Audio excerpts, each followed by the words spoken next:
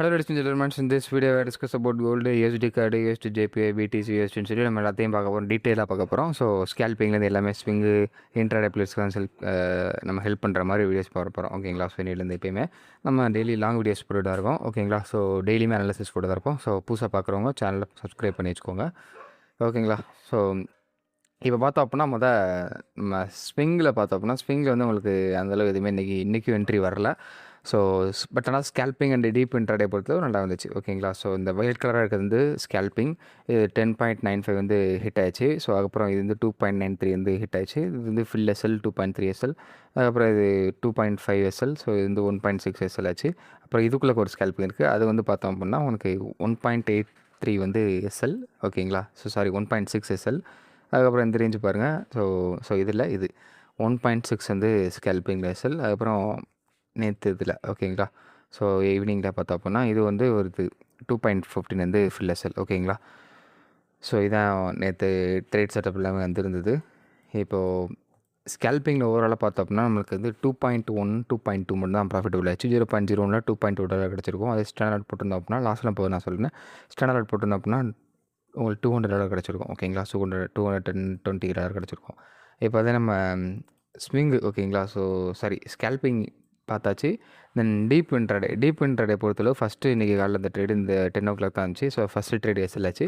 அடுத்த ட்ரேடு கரெக்டாக இந்த ரிவர்சல் இருக்குது பார்த்தீங்களா? ஒரு டக்குன்னு வால்யூம் வந்துச்சுல. ஸோ இந்த ரேஞ்சில் ஒரு ட்ரேட் செட்டப் வந்துச்சு. ஸோ இது பார்த்தோம் அப்படின்னா 1:2.5 அந்த ரேஞ்ச் தான் போச்சு. ஸோ 5 பாயிண்ட் தான் கேப்சர் பண்ண முடிஞ்சிச்சு. அவ்வளோதான், ரிவர்சல் தெரிஞ்சு போச்சு, உடனே புக் பண்ணியாச்சு. ஓகேங்களா? இந்த நேரம் பார்த்தோம் அப்படின்னா இந்த ரேஞ்சு ஒரு எஸ்எல், மத்தியானம் ஒரு ட்ரேட் எஸ்எல் 3.37 எஸ்எல், அடுத்து 1.5 எஸ்எல், அடுத்து இந்த ட்ரேடு ஃபில் டிபி. ஓகேங்களா? 6.58 இந்த ஃபில் டிபி. ஸோ டீப் இன்ட்ராடேல இது மட்டும் தான் கிடச்சிது. இதுவுமே இன்றைக்கி எதுவுமே என்ட்ரி இன்னும் வரல. ஓகேங்களா? இனிமேல் தான் வரும். ஸோ பார்க்கலாம் என்ன ஆகுது அப்படின்னு. நல்லா ஸ்வீப் ஆகிட்டுருக்கு. ஸோ என்ட்ரி வந்துச்சு அப்புறம் நான் இன்ஸ்டாகிராம் டெலிகிராம் அப்டேட் பண்ணுறேன், வேண்டுறவங்க வந்து பார்த்துக்கோங்க. ஸோ டீப் இன்ட்ராடே பொறுத்தவரை பார்த்தோம் அப்படின்னா அதுலேயுமே இன்றைக்கி லாஸஸ் ப்ராஃபிட்லாம் போக பார்த்தோம் அப்படின்னா அதோட பாயிண்ட்ஸ் வந்து 4.7. ஓகேங்களா? 0.0 போட்டிருந்தீங்க அப்படின்னா $4.7 கிடச்சிருக்கும். ஸ்டாண்டர்ட் போட்டிருந்தீங்க அப்படின்னா $470 கிடச்சிருக்கும். இது வந்து நம்ம பெர்ஃபார்மன்ஸு. தென் அதுக்கப்புறம் பார்த்தோம் அப்படின்னா நம்மளோட என்ட்ரி செட்டப். ஓகேங்களா? ஸோ ஃபார் ஸ்கேல்பர் எங்கே பார்க்கலாம், ஸ்விங் ட்ரேடர் எங்கே பார்க்கலான்ற டீட்டெயிலாக பார்க்கலாம். இப்போ பார்த்தோம் அப்படின்னா ஃபஸ்ட்டு ஸ்கேல்பிங் பார்த்துரும். ஓகேங்களா? ஸோ ஸ்கேல்பிங்கை பொறுத்தளவு இந்த ஸ்விங் ஹை, இந்த ஸ்விங்கில் வந்து நம்ம ஸ்கேல்பிங் பார்த்துக்கலாம். அதுக்கப்புறம் பார்த்தோம் அப்படின்னா நம்ம ஸ்விங்கு. ஓகேங்களா? ஸ்விங்கு அந்த இன்ட்ராடே பிளேஸ் என்ன பண்ணலாம் அப்படின்னா நான் சொல்லியிருப்பேன், நியூஸ் வந்து இம்பாக்ட் இருக்கான்னு பார்த்தோம்னா நியூஸ் நேற்று இம்பாக்ட் இல்லை. ஸோ பட் ஆனால் அந்த எஃப்இஜி வரைக்கும் போயிட்டு தான் ப்ரைஸ் இந்த லைட்டாக மேனிபுலேஷன் ஆகிட்டு தான் கீழே வந்துருச்சு. ஸோ இதுவுமே பார்த்தோம் அப்படின்னா அந்தளவு ப்ரீ மூவ்மெண்ட் ஆகாது. ஓகேங்களா? ஸோ இப்போ லைவ் மார்க்கெட்டில் பார்த்தோன்னா உங்களுக்கு வந்து ப்ரைஸஸ் கரெக்டாக மேலே போய்கிட்டு இருக்குது. ஓகேங்களா? ஸோ இந்த ரேஞ்ச் வரைக்கும் போயிட்டுருக்கு. ட்ரெண்ட் பிரேக் ஆகிருக்கு. பட் இருந்தாலும் கன்சல்டேஷன் ஆகிட்டு தான் இருக்குது. மார்க்கெட் வந்து வால்யூம் தேவைப்படுது. ஸோ அதனால் என்ன பண்ணுது அப்படின்னா வால்யூம் எடுத்துகிட்டு வர்றதுக்கு வாய்ப்புகள் இருக்குது. ஸோ வெயிட் பண்ணி பார்க்கலாம் என்ன ஆகுது அப்படின்னு. ஓகேங்களா? ஸோ இல்லை அப்படியே கொஞ்சம் நல்ல ஒரு ஹைப் இருக்குது. கண்டிப்பாக ஒரு ஹையரில் வந்தாகணும். ஸோ ரீட்ரேஸ்மெண்ட் கண்டிப்பாக வந்துட்டு அப்படியே கூட மேலே போகலாம். நியூயார்க் வரப்போகுது. அது இல்லாமல் இன்றைக்கி 7:30 இந்த ரேஞ்செலாம் கொஞ்சம் சின்ன நியூஸஸ் இருக்குது. மெம்பர்ஸ்லாம் பேசுவாங்க ஃபெட்டில், அதெல்லாம் இருக்குது. ஸோ பார்க்கலாம். அது பார்த்ததுக்கப்புறம் பார்க்கலாம். கன்சல்டேஷன் முடிச்சதுக்கப்புறம் நம்ம ஸ்விங்கு பார்க்குறது நல்லது. இந்த லோவோ ஸ்விங்கை நீங்கள் பார்க்குறீங்க அப்படின்னா டெஃபினெட்லி இந்த லோவோ அப்படி இல்லைன்னா இந்த ஹையோ பிரேக் பண்ணும் போதில் நம்ம ஸ்விங்கு பார்க்கலாம். இன்ட்ராடே பிளேயர்ஸ்க்கு உங்களே தெரியும். ஸோ இந்த ஒரு அக்குமுலேஷன் மேனிபுலேஷன் இருக்குல்ல. ஸோ இங்கே என்ன இருக்குது அப்படின்னா அக்குமுலேஷன் ஆயிருக்கு. இதோ ஸ்ட்ராட்டஜி கூட நீங்கள் ட்ரை பண்ணி பாருங்கள். இன்றைக்கி அக்குமுலேஷன் ஆயிருக்கு,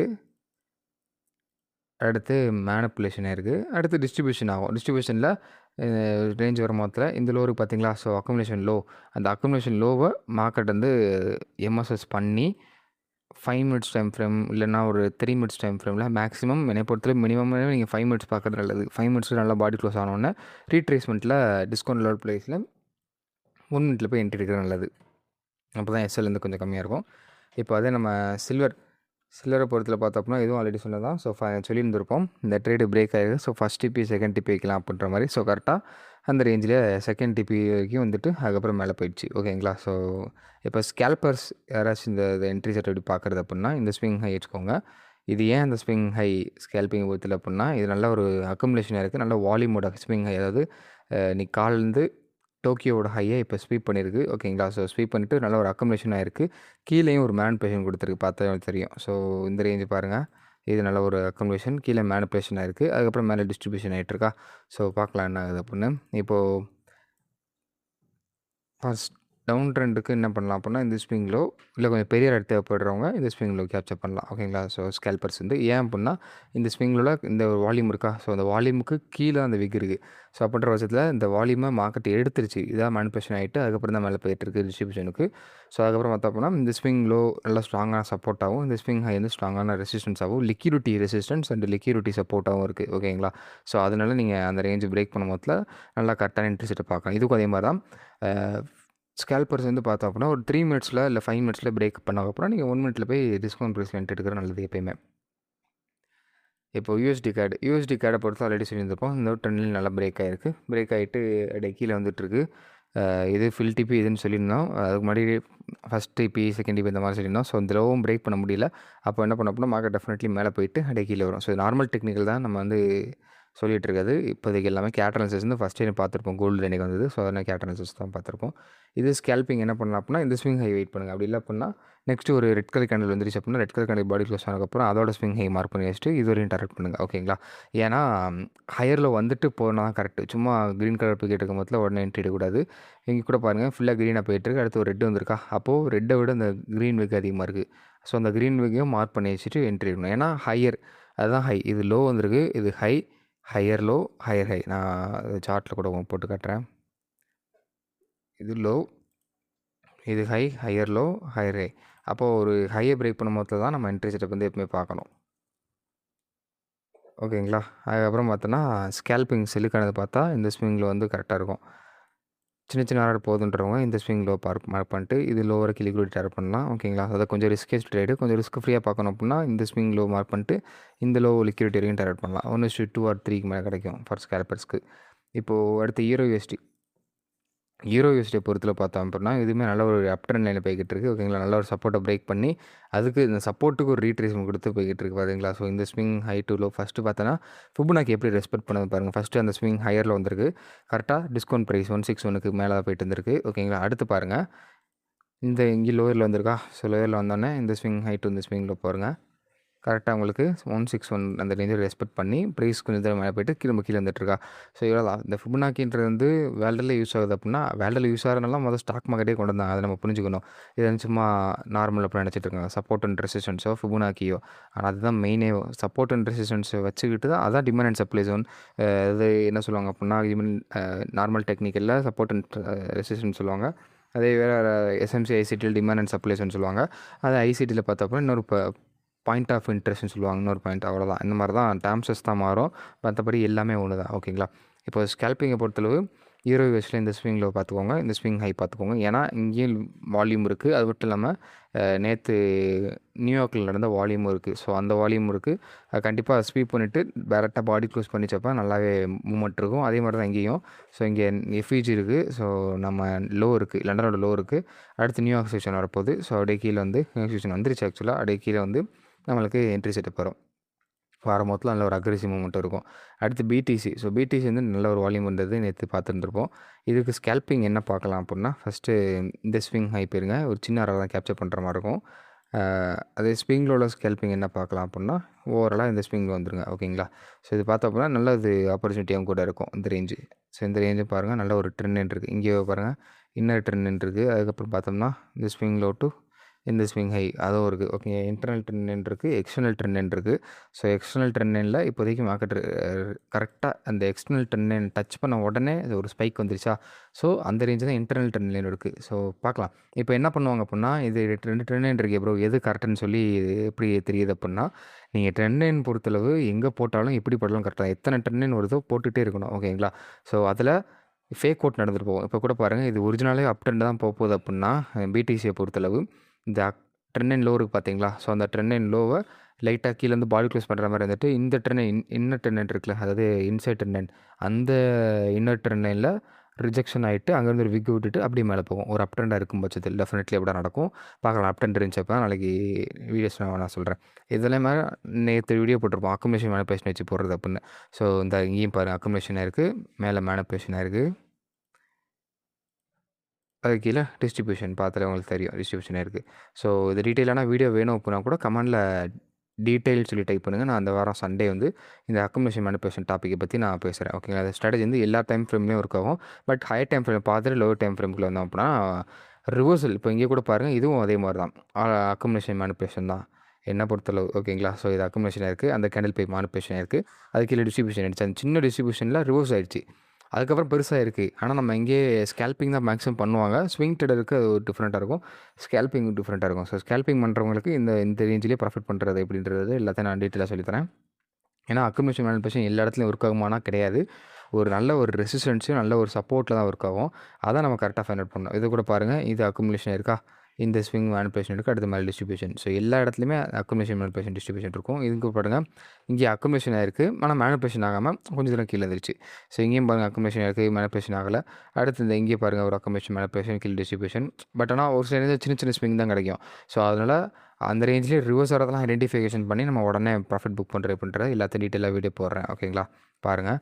அடுத்து நம்ம யூஎஸ் ஆயிலை பொறுத்தளவு கரெக்டாக இந்த ஸ்விங் ஹை ஃபார் ஸ்கேல்பிங் நான் சொல்கிறேன். இந்த ஸ்விங் ஹை தென் இது எல்லாமே வால்யூம் தான். ஓகேங்களா? என்னை பொறுத்தவரை ஸ்கேல்பிங் பண்ணுறவங்க, ஸ்விங்கு பண்ணுறவங்க எல்லாருமே அந்த ரெசிஸ்டன்ஸும் அந்த சப்போர்ட்டும் பார்த்துக்கோங்க, போதுமான அளவு தான். ஓகேங்களா? ஸோ ஏன்னா ப்ரீவியஸாக ரெசிஸ்டன்ஸில் அதில் ஒரு அக்ரெசிவ்னஸ் பாடி க்ளோஸ் இல்லை.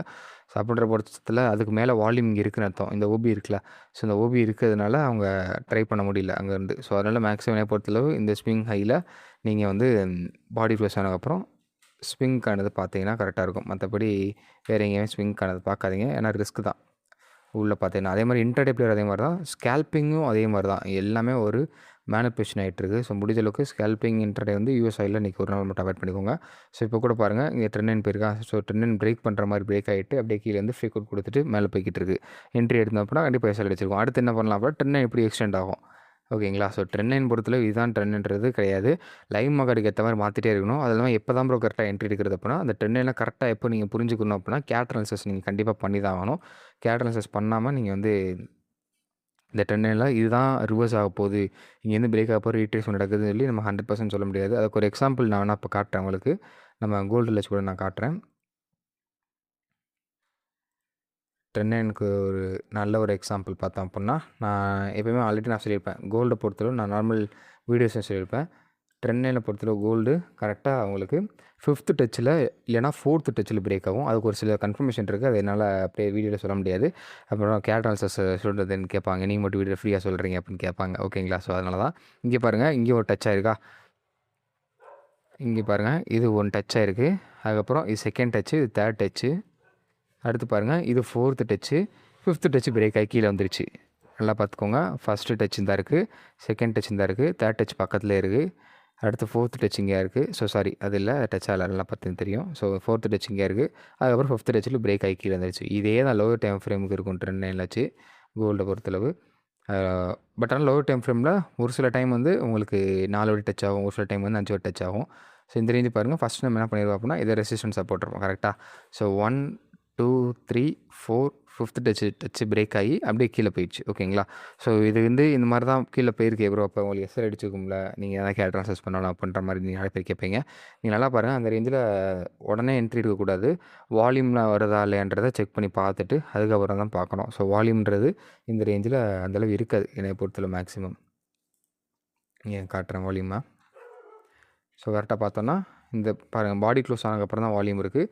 அதுக்கப்புறம் பார்த்தோம் அப்படின்னா வால்யூம் இன்க்ரீஸ் ஆகவே இல்லை, அதுக்கப்புறம் ஃபுல்லாகவே லோ ஆகிட்டே தான் இருக்குது.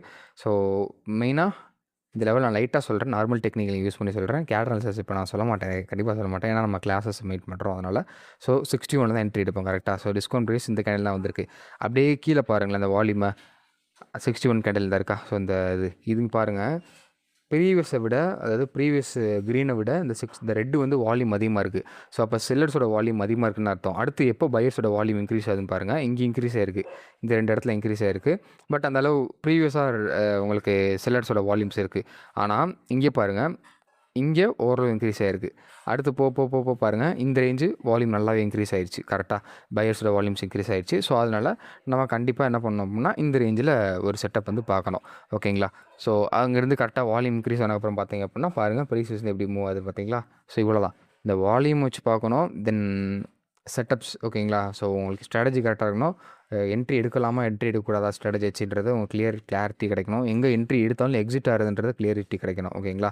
ஸோ அந்த கிளாரிட்டி கிடைச்சா மட்டும்தான் உங்களால் எந்த ஸ்ட்ராட்டஜி இருந்தாலும் 100% உங்களால் சக்ஸஸ் பண்ண முடியும். ஓகேங்களா?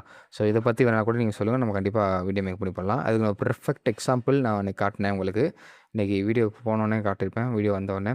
ஸோ இந்த ரேஞ்சு பாருங்கள், கரெக்டாக ஒரு பை என்ட்ரி இருந்துச்சு இன்ட்ராடேயில். ஓகேங்க சார், டீப் இன்ட்ராடே ஸ்ட்ராட்டஜியில் இந்த கரெக்டாக இந்த ஒரு கேண்டில் பை என்ட்ரி இருந்துச்சு. ஒரு 3 கேண்டில் தான் க்ளோஸ் பண்ணியாச்சு. ஏன்னா அதுக்கு மேலே போகுதுன்றது தெரியும். பிகாஸ் ஆஃப் இங்கேயும் நிறைய விஷயங்கள் இருக்குது.